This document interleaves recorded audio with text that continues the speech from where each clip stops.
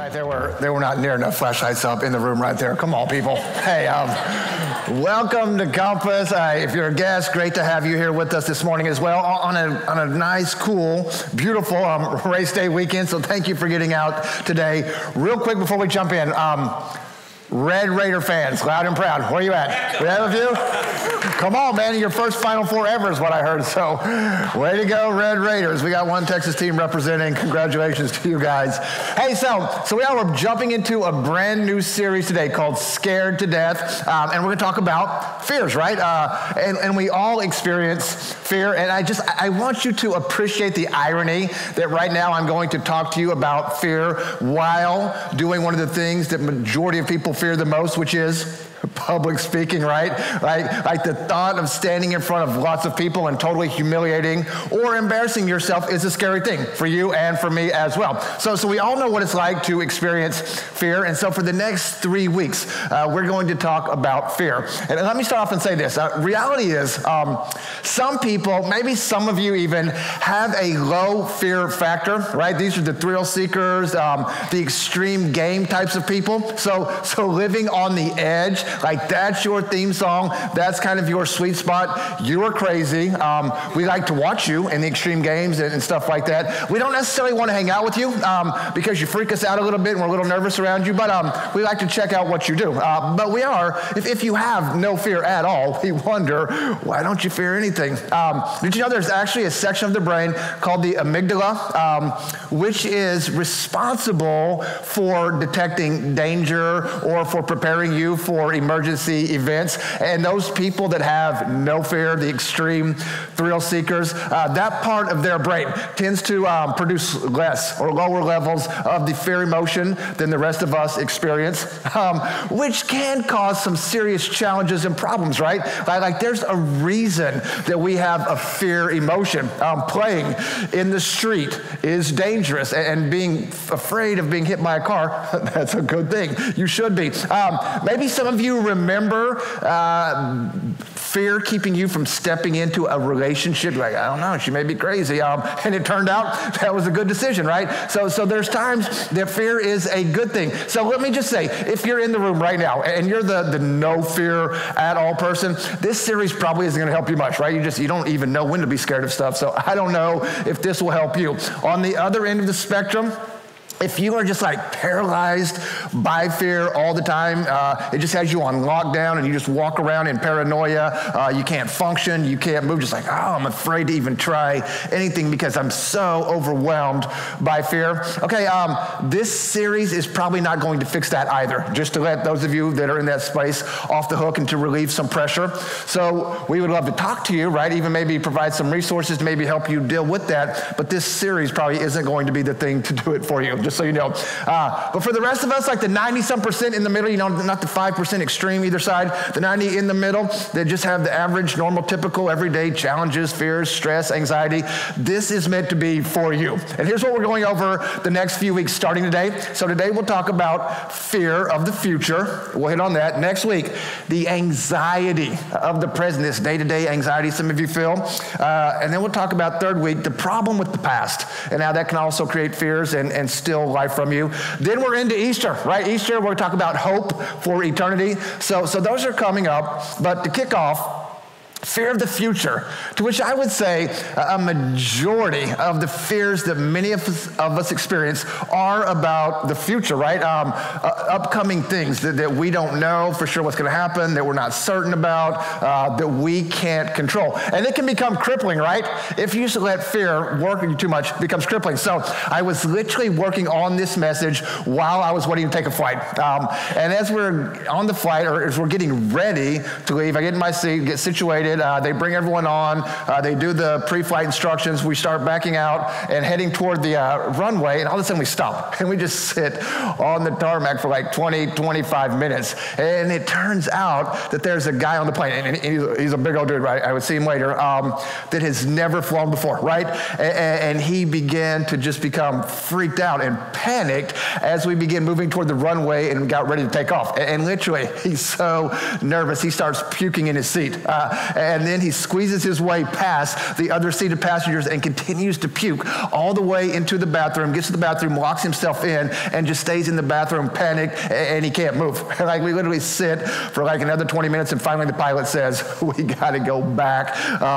This guy's not going to make it. We have to get him off, and then they're going to top off and the fuel again. So we go back again and then sit for like 15 minutes at the terminal because this guy can't get it together to get off the plane. And then finally, he's got to do the walk of shame, right? Because he's in the back, man. He's got to walk past everyone, and he's a mess. He can't even hardly stand upright as he goes by. And so they get this poor guy off the plane. Then the cleanup crew has to come in. It looks like the hazmat guys from Monsters, Inc., right? Like, they all have their mask on. They're going back there to clean up the mess he made. It sounds like, it sounds like Darth Vader, like, clean up on aisle 25 through 37, and the bathroom, and the entire flight attendant prep area. So I didn't take food or drink on that flight, man. I wasn't touching it.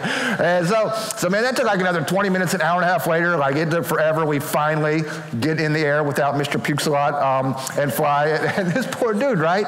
But he let fear completely control him and his plans. I mean, I guess he can jump in a car and take a road trip. So there is that. But this is what fear wants to do, man. It wants to control you and me. That's what it tries to do and steal life from us. So let's start here. Maybe this will help. I want to give you just a baseline definition, some things to think about. Starting with this. Fear is, listen, it's an emotion, okay? That's where we're going to start. That's how we'll define it. It's an emotion. It is something that you feel. It's something that you experience, which, by the way, you realize that people are experiencing more and more fear and anxiety than any point in history. Part of it's FOMO, right? Fear of missing out. So now we can see everything that everyone is doing always through social media and what it is you're missing out on, or what they want you to think you're missing out on, because they're posting pics that aren't really as cool as it looks. We have access, right, to news and to tragic events and disasters going on around the world 24/7. Anytime you can jump on your phone, jump on the news and see something terrible. We get the rhetoric sometimes, politicians or entertainers that like to paint doom and gloom and sky is falling and all this. So more fear than ever before, often caused, listen, by something I believe about the future, some looming potential loss, something that could cause pain or harm in my life. I don't know for sure. I can't see it, but listen, it might happen. So it creates these feelings of fear. And then the reason we want to talk about this is because I want us to recognize kind of the danger of fear, right? So what's the problem with fear? Why is this worth talking about? And here's what I want you to notice. And again, fear wants to control us. I want you to see this. Fear wants to control you. Fear wants to control me. Like, just think about the things in your life that fear may have kept you from doing. So some dream that maybe you didn't pursue, or some idea that you wanted to try, or a relationship or a job you were interested in, and fear kept you from trying that thing. So it has kept you from something. So again, when we recognize sometimes fear is helpful, right? Because it keeps you from doing things that might cause you harm. But other times it has potential to limit our ability to really experience life. Maybe you have felt controlled or like smothered or micromanaged by somebody that is letting fear drive them and therefore drive you, right? Or there's someone that you can't really get close to relationally and you would like to, but it's because they've become withdrawn, or they tend to isolate themselves because of some fear, right? Something happened in the past and you would like to get close, but you can't because they're letting fear put up the wall. Or maybe you're the one that does that to someone else. And so what is the thing that you're missing out on, or that you're regretting doing, that's motivated by this fear inside of you? And so as we talk today, and as you're listening, I'm hoping some of you will go, man, I'm over it, right? Like, I'm sick and tired of letting fear control me in some way or keep me from doing something I really want to do, or treating someone in a way that I really wish I wouldn't, where you would just draw the line in the sand and go, that's enough, right? Like, seriously, where you just wake up and go, hey, what is fear keeping me from, and how do I begin to get past that and get over that, which is what we're going to talk about over the next few weeks. And we're going to look for and find a version of ourselves that is more fearless, that is better. And we're going to do that together. That's the game plan. So here's where I want us to start, and maybe just kind of pull back the curtain on fear and reveal what it is that we're facing and what it is we're dealing with. First thing I want you to think about is this. The first step to overcoming fear is understanding that fear. Okay? So often to get over a fear, you kind of have to get underneath it and see what's underlying it. So we could do this. We could, I could stand up here and tell you some really emotional, heart-wrenching stories about someone driven by fear, controlled by fear, someone that busted through, and try to compel you to have the same story. And that would be great. But I think practically, the best thing that we can do to try to combat and maybe crush this thing is to really understand more what it is that we're facing and what it is we need to do to overcome that thing in our lives. So I'm going to show you a chart here in a minute, right? I'm going to show you a chart by a psychologist named Carl Albrecht. Okay, Carl Albrecht, he's done research. He's written all these articles about what he calls this hierarchy of fear. So it's these different types and different levels of fears that we tend to experience. I'm going to show it to you, and here's what I ask, that you would engage with me in this and consider practically where, right, or what your fears are that would lie on this chart that we're going to look at. Clay Scroggins calls it a feararchy, right, because it's a hierarchy of fear. You get it, feararchy. So he charts it as a pyramid, okay? There are 4 kind of primary categories where our fears fall in. So I want you to think about where yours might be. Here's the categories he gives. At the bottom of the pyramid, number 1, extinction. Okay, we'll talk about that. Second is autonomy. Number 3, separation. And then 4 up at the top, we've got ego, okay? We'll talk about each of these. I want you to consider them in terms of future loss, okay? So each of these categories represents an area that we fear we might lose something, especially in the future, right? This could be taken away from me. So, for example, let's start at the bottom and work our way up. First level is extinction, which at its most basic level, right? At its base level, extinction is the fear of what? It's the fear of death, right? Like none of us like the thought of dying. I don't care how much you love Jesus and how much you're confident in your eternity, how we're going to die. And whatever that transition kind of looks like, that's a little unnerving, right? It's a little disturbing because we're not sure how that's going to play out. So this would be death and kind of anything that would bring pain or would lead to potentially death. So we've got people that have fear of spiders, right? Some of you don't like spiders. Fear of snakes, that would be mine, right? Snakes freak me out, and I've got a verse back in Genesis 3 because snakes are evil, and so I think that's legit, okay? Fear of heights, right? Maybe you don't like heights. I'm like, wow, this is like 2.5 feet. You're like, that's not very tall. It is if you're afraid of heights, right? Fear of, maybe some of you like our example, fear of flying, right? And sitting with the counselor to talk about it probably doesn't help you much. It's like, hey, what's the worst thing that could happen? You're like, I don't know. The plane could crash and we could all die. So fear of extinction, fear of death, fear of harm. Next level up on the pyramid is autonomy. So autonomy, okay, this is the idea that you can orchestrate and direct your own life, right? So you decide what you're going to do. You decide when and how that is going to go, right? You're in Texas. No one tells you what to do. If you want to get up and leave this teaching, walk out, you could do that right now. Maybe it'd be embarrassing. Maybe someone would stare, but hey, you determine how things are going to go. So there can be this fear of our autonomy being taken away, right? Maybe we go through another economic downturn, right? So you lose the job or you lose the house or you lose the retirement, you lose your freedom and your ability to self-direct and to self-determine your life and your choices and your path and what it is you're going to do. And that creates major stress for some of you, right? You really feel that. Or think about it in terms of this. How many of you like to watch shows about hoarders, right? The hoarding shows, people that don't throw anything away ever. Some of you are these people, right? That's a challenge for a lot of people around the world. We're praying for you because you need help. If you want to make a really great investment and make some money, right, just invest in storage units, right? Because people are constantly needing more and more space to store all of their stuff. The day that we opened this building, we knew right when we opened the doors, we don't have enough storage, right? We knew we didn't plan well for that, or we didn't have enough room. We have storage units now we have to use. So again, great investment.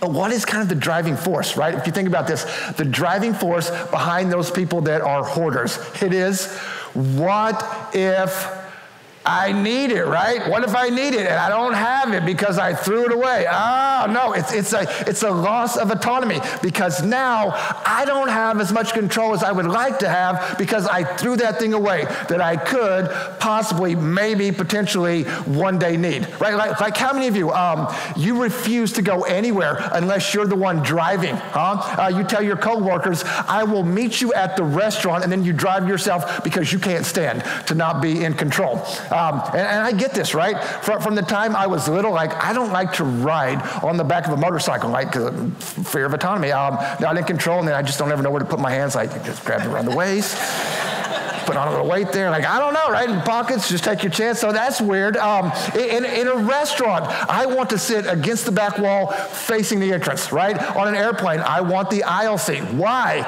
It stems from autonomy and the fear of not being able to self-direct, okay? So that's autonomy.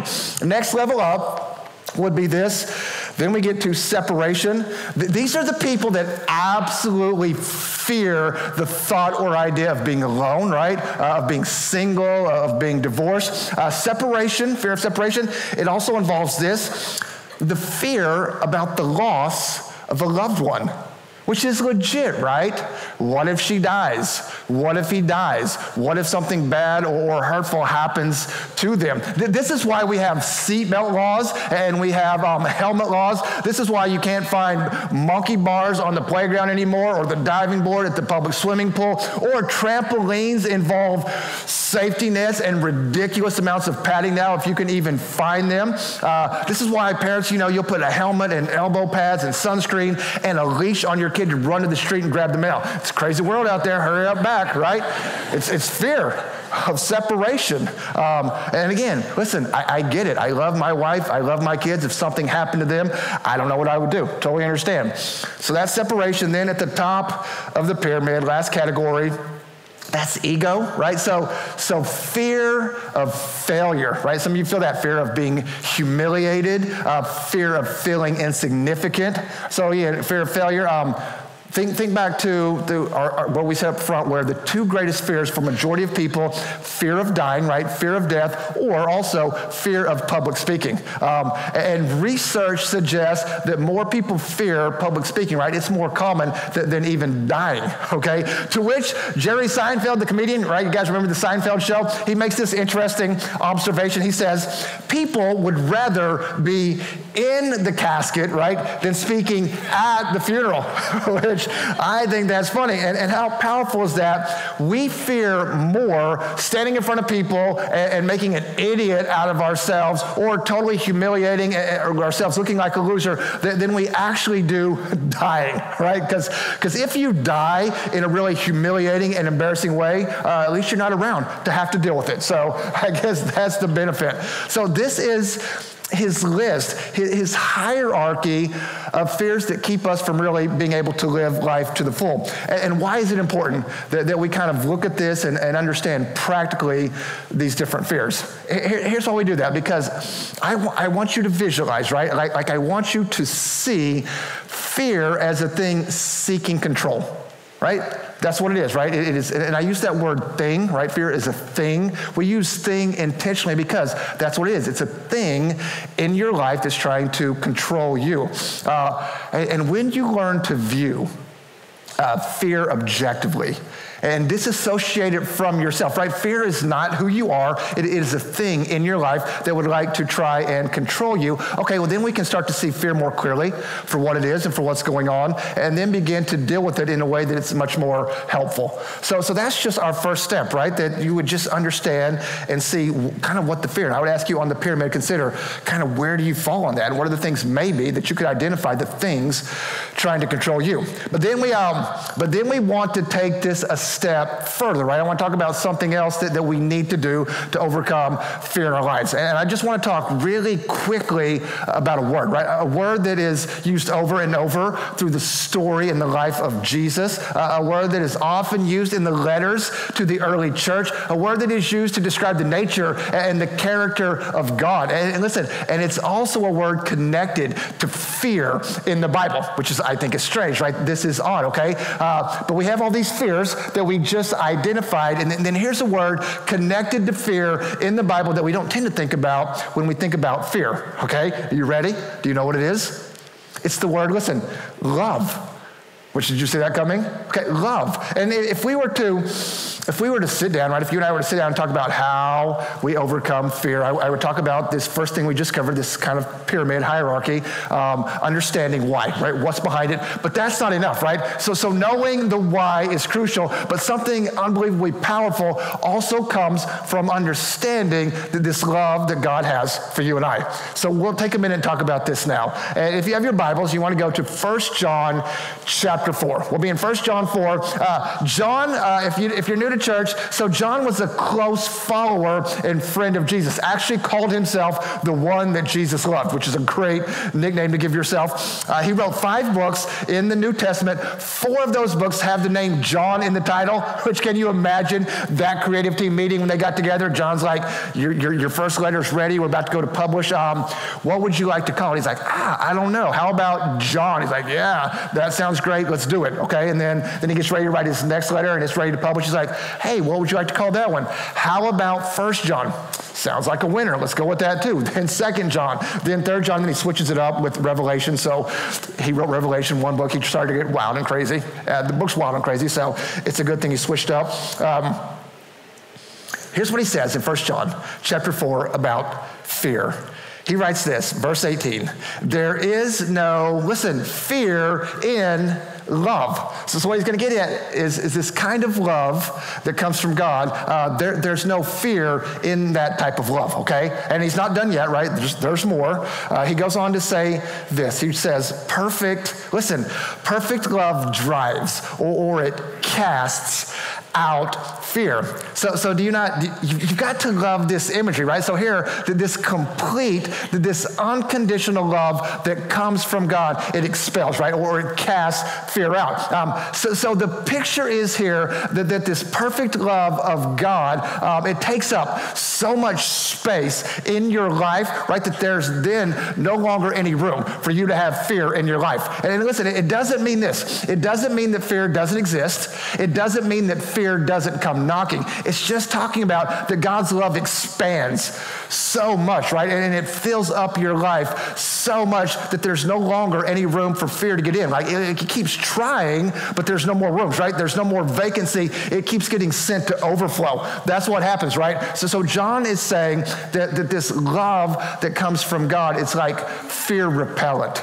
That's the idea, which is why understanding it is so important and is so powerful. As well, in the New Testament, there's a guy named Paul, right? If you're not familiar with Paul, wrote a majority of the letters in the New Testament. A guy that started off very much not at all a follower of Christ. Didn't love Jesus, tried to persecute people that did follow Jesus. Then he becomes a follower. Jesus captures his heart, and he starts planting churches. He leads much of the early church movement, and faces all kinds of difficulties and all kinds of challenges and all kinds of hardships because he loved and he believed in Jesus. So for Paul, he gets stoned and whipped and beaten, and he gets shipwrecked. He gets put in prison, falsely accused. He gets lied about, put on trial, all kinds of things. Listen, you have to understand, all kinds of things that could have led to fear and anxiety and stress. And he doesn't let fear control him, or it creates create stress in his life because, right, he has found this agent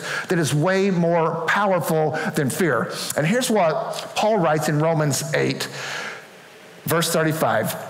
He says, who shall separate us from what? This love of Christ, right? Just really simple question. Who can separate us from the love of Christ? Right before that, he tells us, if God is for us, then who, right? Who can be against us?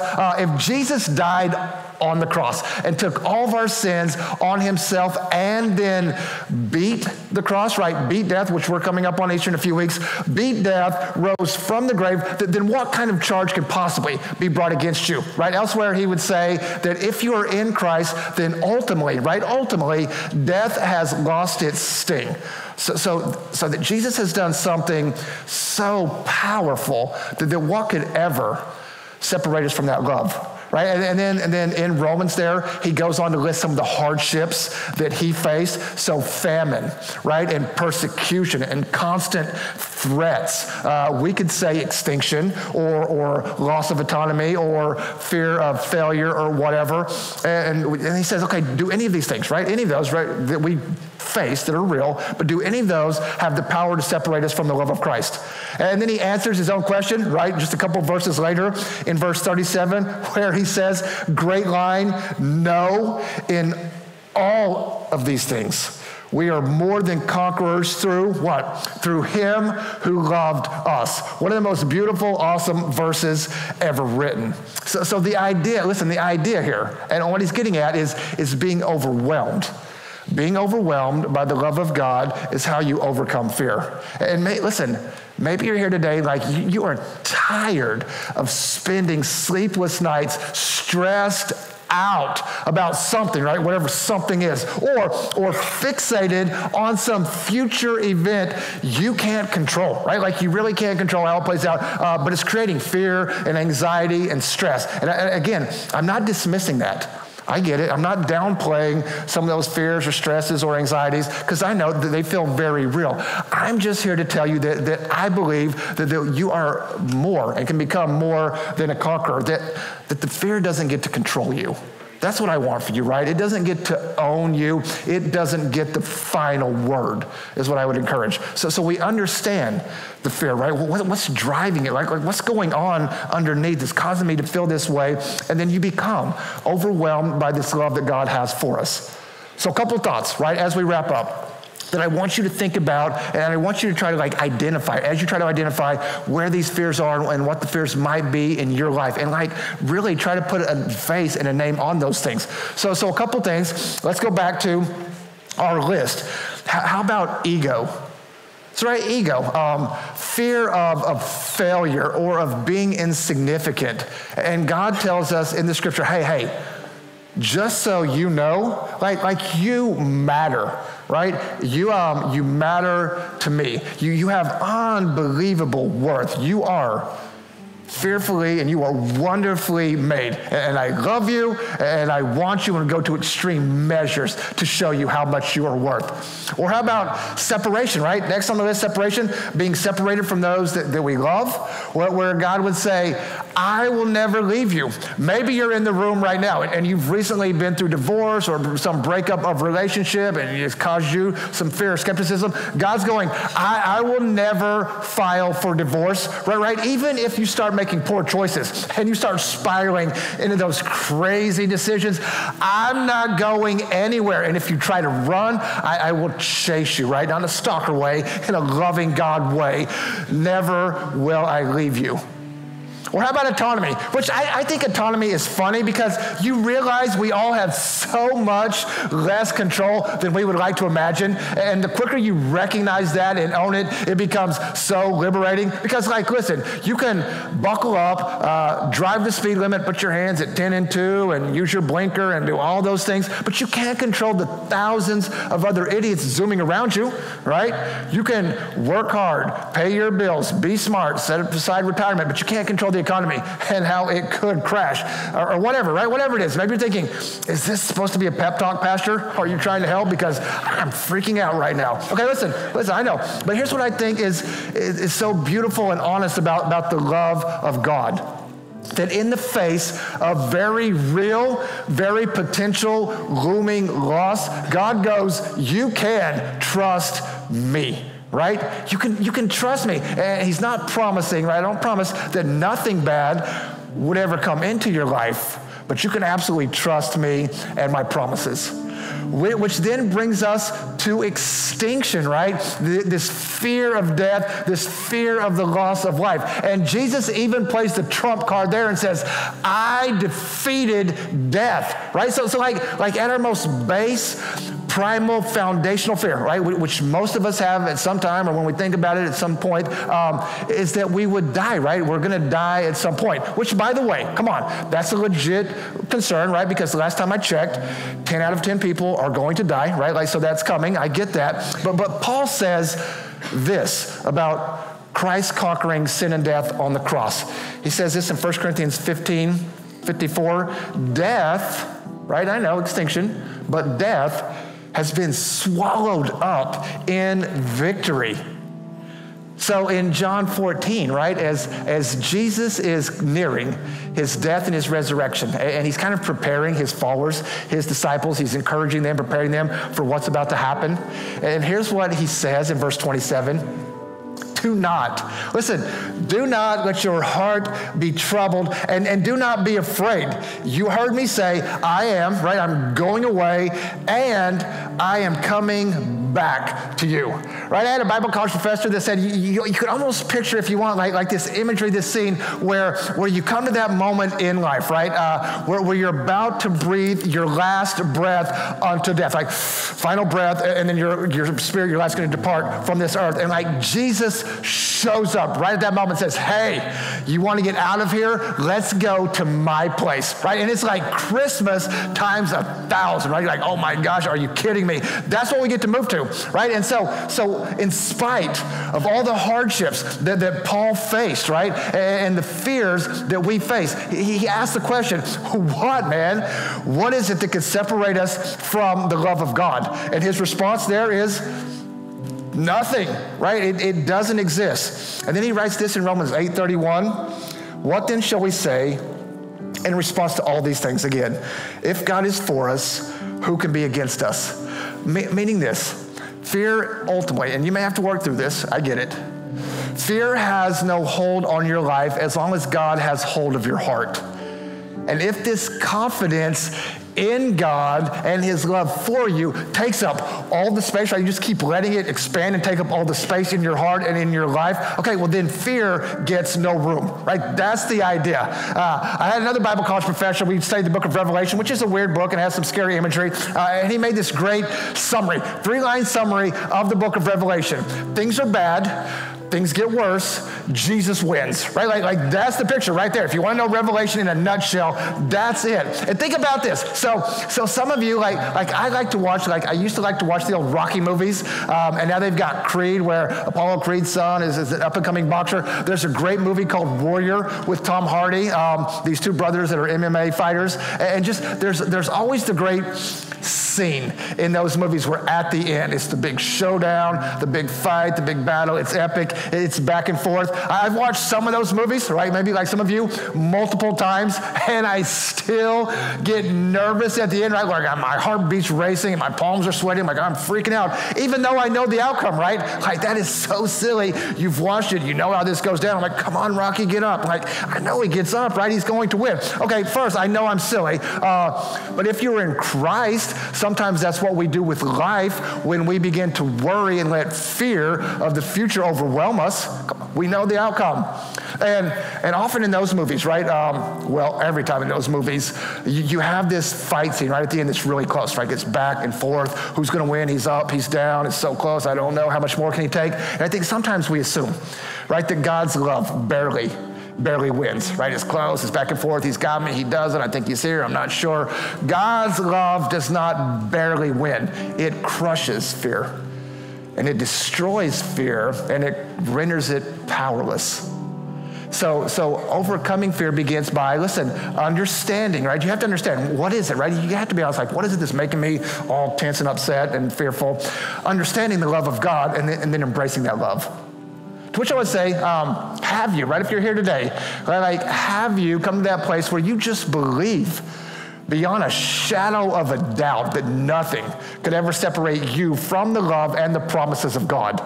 And I would say, if you believe that, and if you're there, okay, what is it then that you would not be willing to try? Right? If you fail, okay, you're still incredibly invaluable to God. Why wouldn't you try? What is it that you couldn't get past or let go of? Or what is it that can possibly control you or keep you down? Because God's love is aggressive, right? It casts, it throws out, it gets rid of fear so that we could live full and free in him. And that's what I want for you, right? If you're here today and you don't have a relationship with Christ, we would love, you can bring a card, come out to our Next Steps area, I'll meet you. One of our leaders will meet you, talk to you about that, how you begin to understand that kind of reckless, radical love for you that could be a game changer.